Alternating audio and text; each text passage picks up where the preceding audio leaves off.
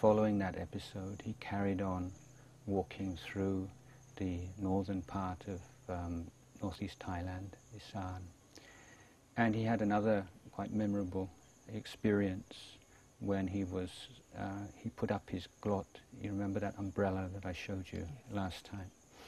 And during the middle of the night, there was a pack of wild dogs came and surrounded him and were all barking and very fierce and very, very frightening. And he remembers that the thought that came up in his mind was in the nature of what we call an adhitthana, and this is something that he often resorted to, and in fact is a common practice of monks and Buddhist meditators. And what I mean by that is he made a kind of a vow, and he said that if I've hurt or killed any of you beings in a past life, and I have a karmic debt that I have to pay off, then I give my life to you. Otherwise, please leave me alone. I want to meditate.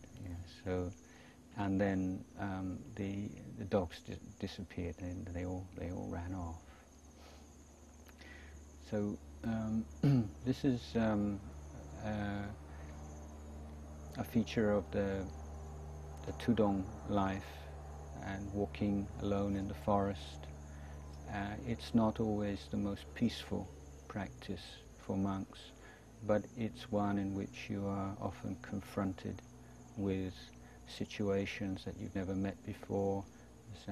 Quite unexpectedly, you can find yourself in danger of your life, and for that reason, it's as a monk you go through various tests of endurance and courage and mindfulness that you probably would not in a normal monastic setting.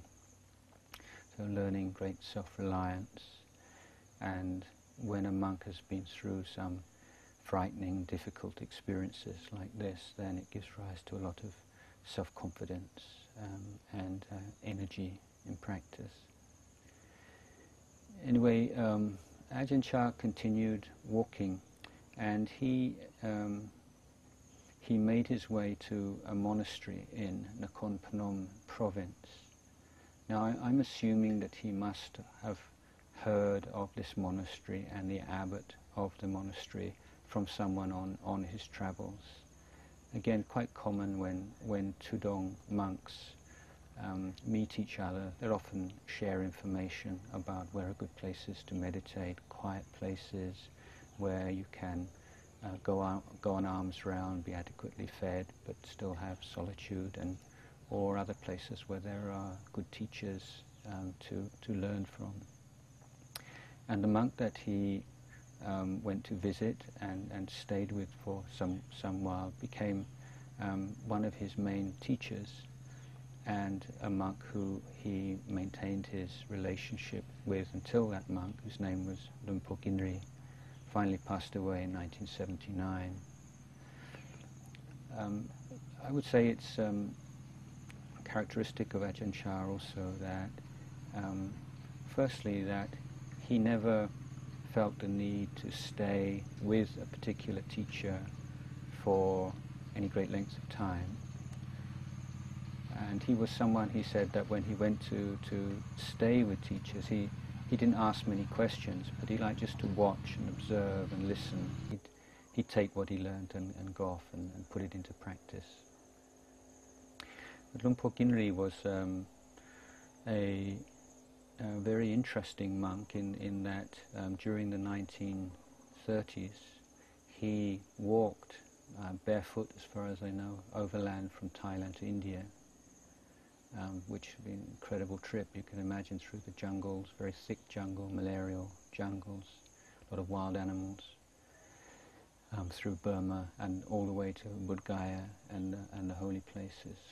So very tough and intrepid monk. Spent a number of years in Burma. He was away from Thailand altogether, more than 10 years, I believe. But by the time Ajahn Chah went to stay with him, he was still living in a very quiet way, and he's very gentle, sweet monk who didn't give a lot of Dhamma talks, and also what confused Ajahn Chah to begin with, he wasn't meditating very much.